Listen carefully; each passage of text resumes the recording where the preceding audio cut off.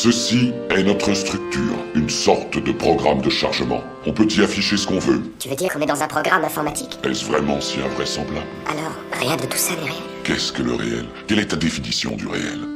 Si tu veux parler de ce que tu peux toucher, de ce que tu peux goûter, de ce que tu peux voir et sentir, alors le réel n'est qu'un signal électrique interprété par ton cerveau.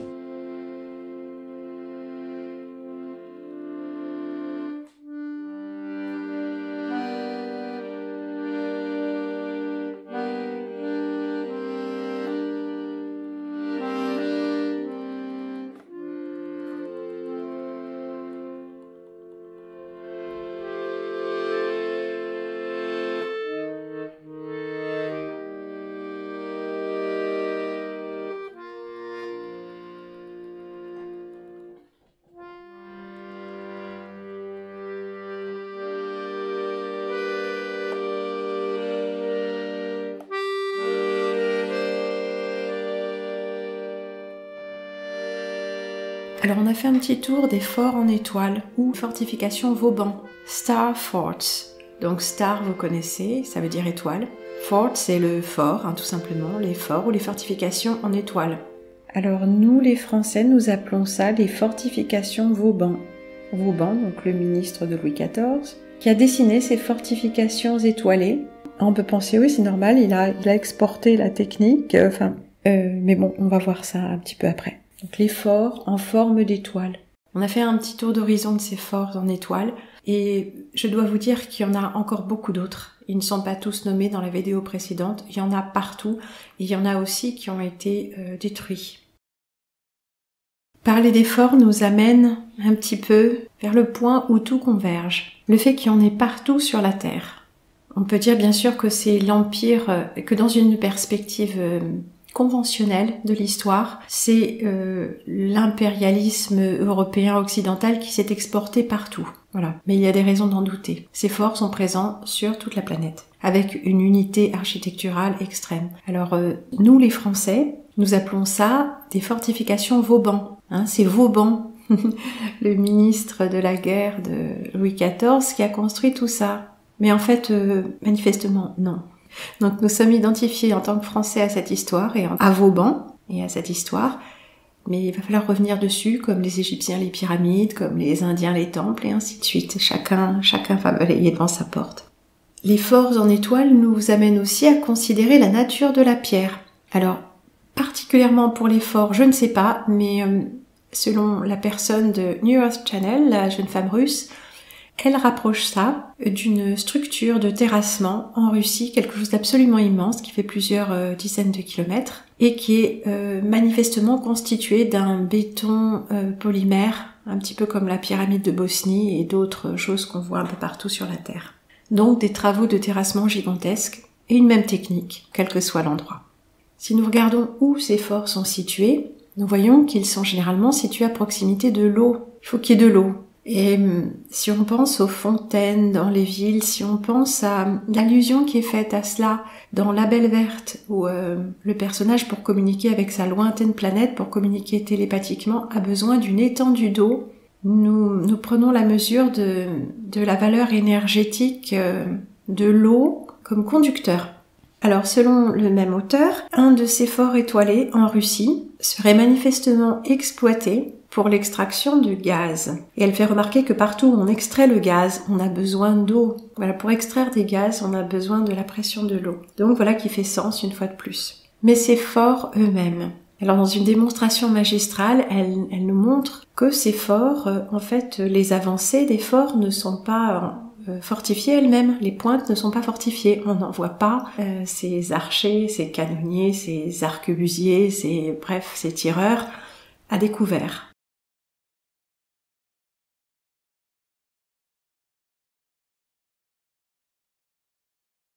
Donc ces pointes ne sont pas des fortifications.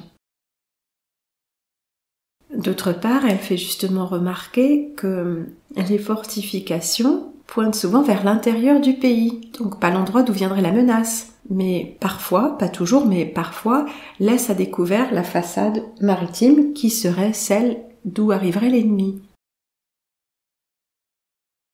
Ah oui, elle dit aussi la taille des forts. c'est trop petit pour défendre quoi que ce soit. Et il n'y a pas d'accès pratique pour l'approvisionnement, que ce soit en nourriture ou en munitions. Donc là, il y a quelque chose qui ne colle pas non plus. Mais il fallait le voir. Quoi qu'il en soit, il y a tellement d'incohérences dans la version qui nous explique que ceux-ci sont des forts, que ces constructions sont des forts, que nous devons bien en douter. Notamment par cette image qui montre un canon pointé sur ses propres fortifications. Ce qui n'a bien évidemment aucun sens. Et ce qui nous amène au volet suivant, et pas le moindre, l'aspect de dissimulation.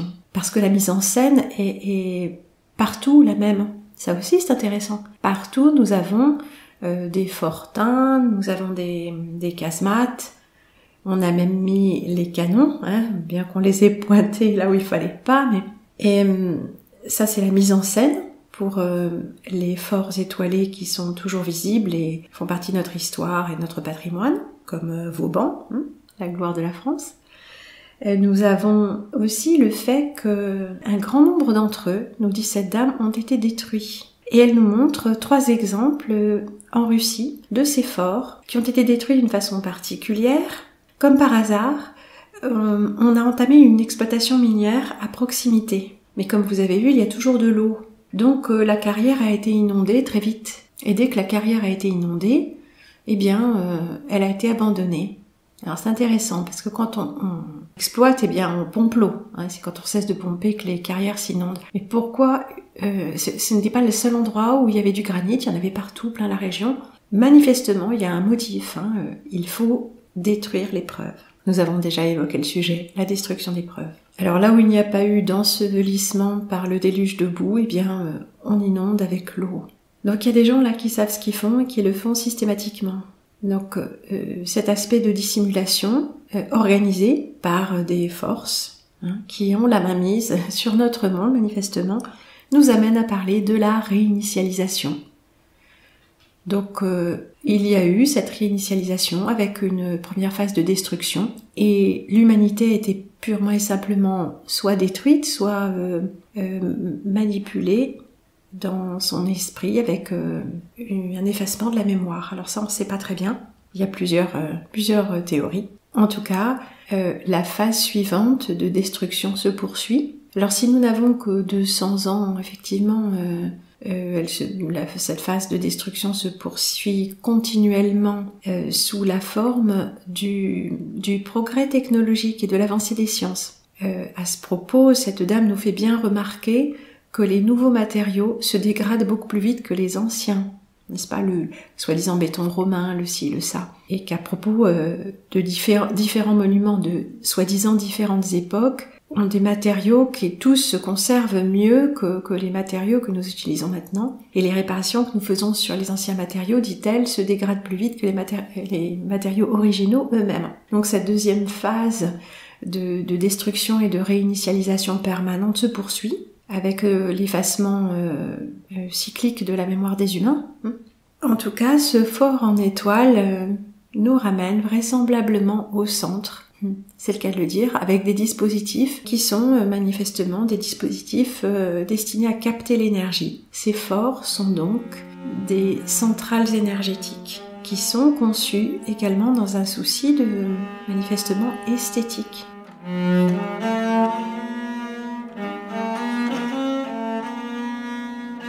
Vous voyez ici, la dame fait allusion à un ouvrage de dentelle, donc la beauté est présente là aussi.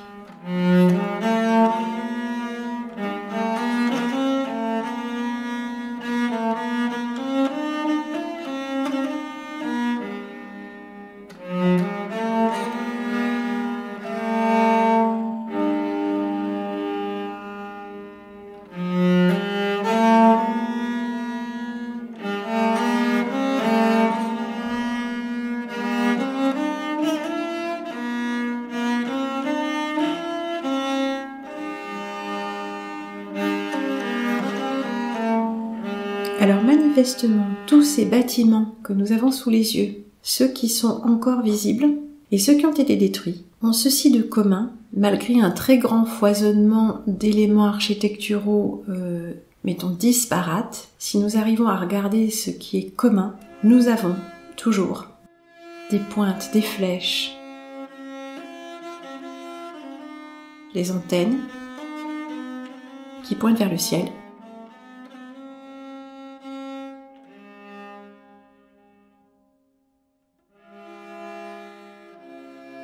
Généralement, mais pas toujours, des coupoles, des bulbes, des dômes. Nous avons la présence de la pyramide, du fronton triangulaire. Nous avons les colonnes.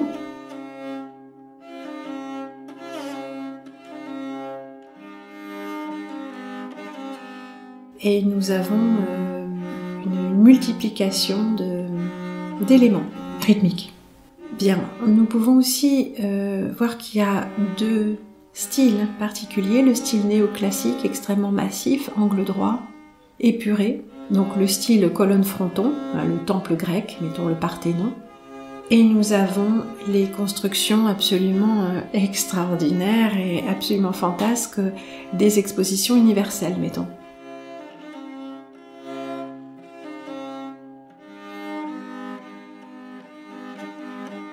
Et entre les deux, si j'ose présenter les choses comme ça, nous avons le style néoclassique à coupole, style Capitole. Et bien sûr, nous avons tous les styles historiques, hein, comme les maisons à colombages, les choses... alors le gothique, le roman, le ci, le ça. Alors dans le roman, on a des coupoles, le roman, le byzantin, mettons. Dans le gothique, on va plutôt avoir des flèches. Alors vous allez me dire, rien à voir dans le style, mais s'il s'agit de centrales énergétiques, nous voyons que soit c'est une coupole surmontée d'une pointe, une ou plusieurs, une grande coupole ou plusieurs bulbes, un dôme principal, soit ce sont des flèches, de grandes flèches, une ou deux, ou une multiplication. Nous avons des formes de cloches aussi, avec les stupas. Voilà, nous avons un répertoire stylistique extrêmement riche, mais qui nous ramène à ceci. Un accumulateur, une antenne. Alors, on nous explique qu'il s'agit de cathode et anode. Hein. Les cathédrales ne sont pas des cathédrales, ce sont des cathodrales. Hein. Donc, une partie, la cathode, attire les ions négatifs. Alors une partie est la cathode, là il faudra revoir tout ça, et l'anode. Donc ça crée un champ électromagnétique. La coupole sert à ça, les antennes servent à ça. Donc ce sont des dispositifs énergétiques. La cathode, c'est la flèche métallique qui pointe vers le ciel et qui capte l'énergie de l'éther, et l'anode, donc non chargée électriquement, non conductrice, c'est l'ensemble du bâtiment, pierre, marbre, éventuellement bois, toutes sortes de choses. Nous voyons que ces flèches sont métalliques, les toitures sont métalliques ou les faîtières sont métalliques, et parfois même les toitures tout entières, les dômes. Nous voyons le dôme recouvert d'or.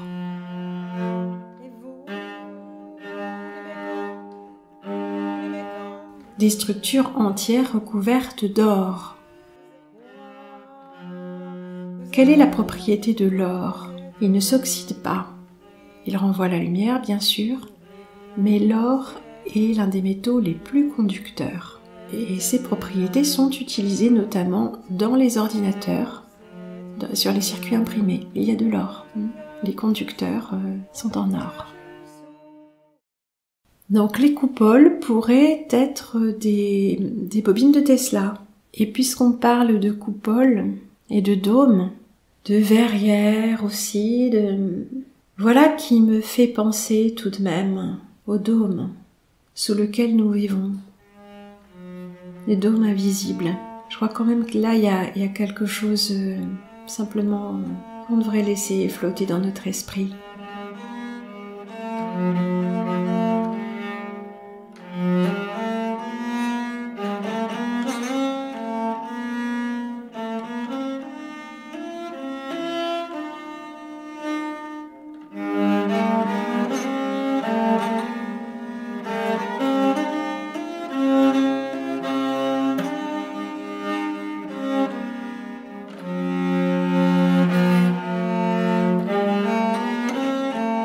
Et puis tant qu'on parle de l'électricité, je voudrais attirer votre attention sur les dispositifs électriques actuels, en tout cas les isolateurs, la production d'électricité pour ce qu'on peut en voir.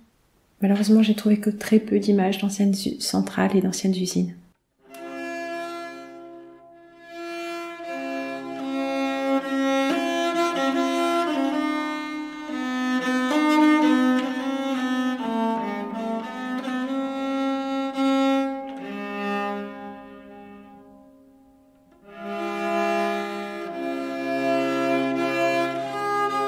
Et ces quelques images parleront d'elles-mêmes, je crois.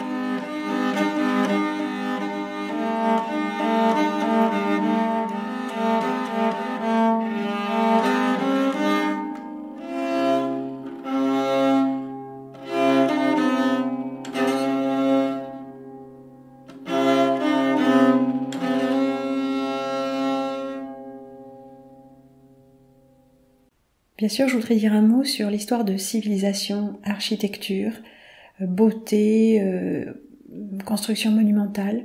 Bien sûr, on est frappé par la beauté de ces édifices, d'autant plus si le propos c'est que ce sont des centrales énergétiques.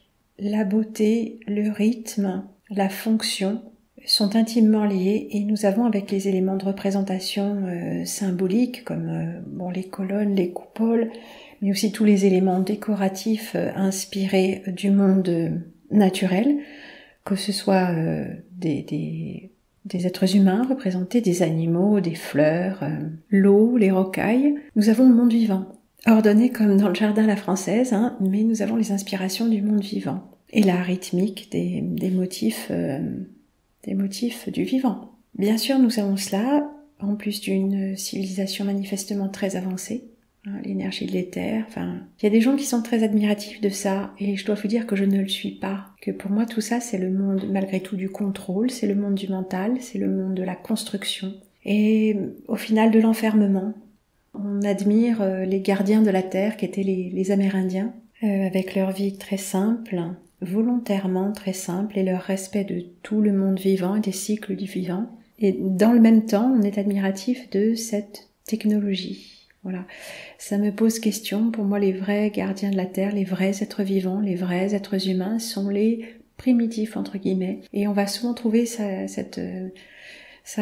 Nous sommes des primitifs, ou les générations qui nous ont précédés, mais les quelques, parce que c'est 200 ans, c'est pas vieux, étaient des primitifs. Oui, et je voudrais faire une petite nuance entre primitifs, dégénérés, et je me classe dans les dégénérés, c'est pas du tout pour dire les dégénérés.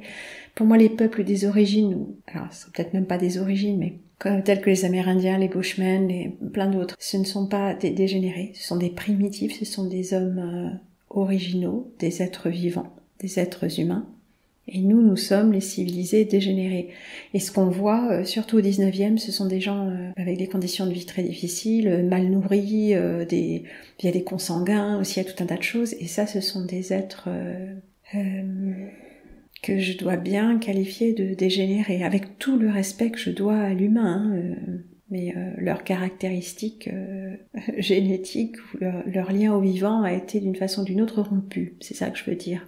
Donc pour résumer, la civilisation, que j'ai déjà caractérisée comme étant la culture des villes, c'est le contrôle, l'énergie, la technologie, la construction, la concentration, c'est un univers concentrationnaire de technologies plus ou moins avancées, qui est finalement la négation du vivant. Alors on peut avoir des villes qui incluent le vivant, mais quel est le propos d'une ville et de construction monumentale, et de la technologie, et de ce besoin énergétique? Alors le déluge de boue, l'ensevelissement, l'argile. Il s'agit manifestement d'une catastrophe qui n'est pas naturelle, qui est peut-être même sélective, qui est dirigée et conduite d'une façon que nous ne pouvons pas nous imaginer, et les seules choses que nous pouvons faire, c'est observer et recouper. Mais il y a quand même des observations très judicieuses que ces bâtiments magnifiques pour lesquels nous n'avons pas de photographie ou de croquis de la construction, parfois uniquement la coupole. Alors peut-être que le bâtiment était déjà terminé, manquait la coupole, ou que la coupole a été détruite et reconstruite. Enfin, ça c'est difficile de savoir, on peut pas le savoir. Ces bâtiments sont élevés au milieu de nulle part, de lieux qui n'ont même pas été terrassés. Alors c'est quand même curieux pour deux raisons. C'est déjà les bâtisseurs qui ont construit ces édifices n'ont pas jugé utile de concevoir un terrassement de la même qualité que les bâtiments. Et puis surtout, très important, s'il n'y a pas de terrassement, comment s'effectue le chantier? Les engins, les matériaux, la circulation autour, ça n'a aucun sens, n'est-ce pas? Ensuite, un point sur lequel je reviendrai vraiment beaucoup plus en détail parce que ça mérite absolument qu'on s'y attarde et qu'on fasse des enquêtes là-dessus, hein, vraiment, et qu'on ouvre nos yeux parce qu'il s'agit d'ouvrir nos yeux, c'est sous nos yeux. Et quand je vois ça, je suis effarée de ne l'avoir pas vu avant. Moi qui me suis intéressée à l'architecture et à beaucoup d'autres choses, voilà, qui étaient incitées durant mes études domestiques, je vais dire. Ce sont les proportions des bâtiments.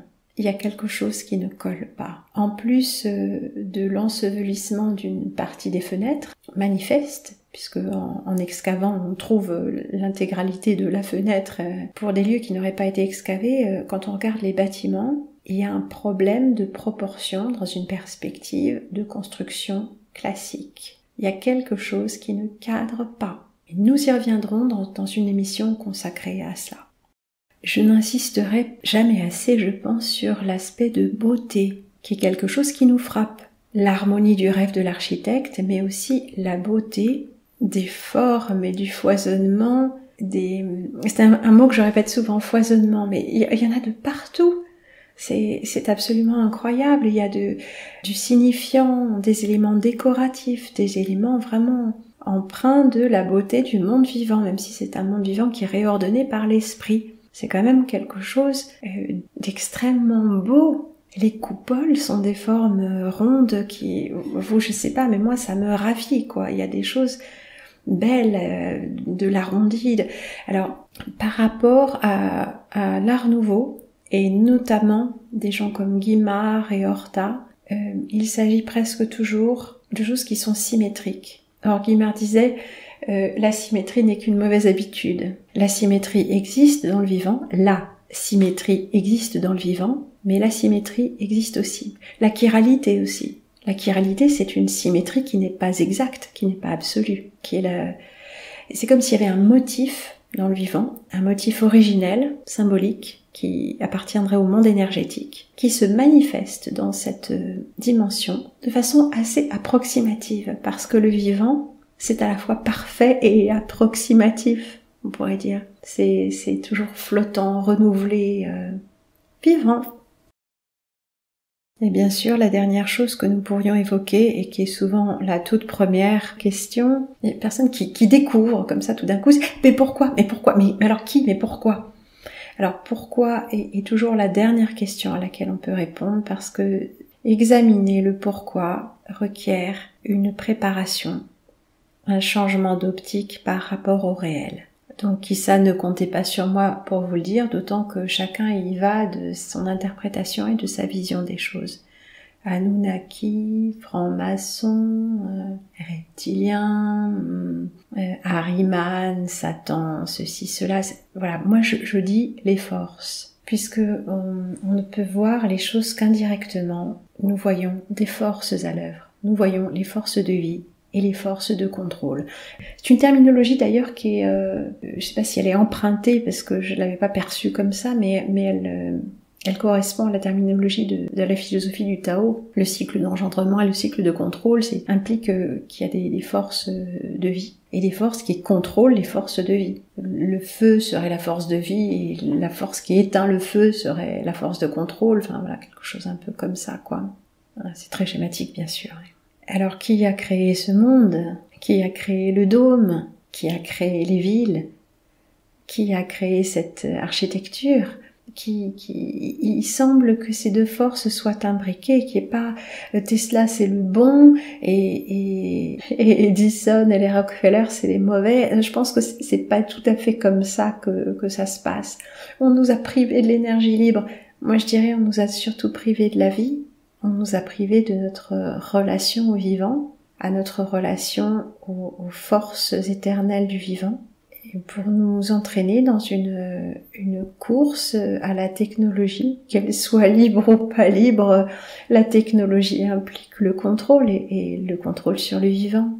Et le vivant, ce ne sont pas que les arbres et les animaux, et les plantes et l'eau dans une certaine mesure. Le vivant, c'est aussi notre esprit, notre âme.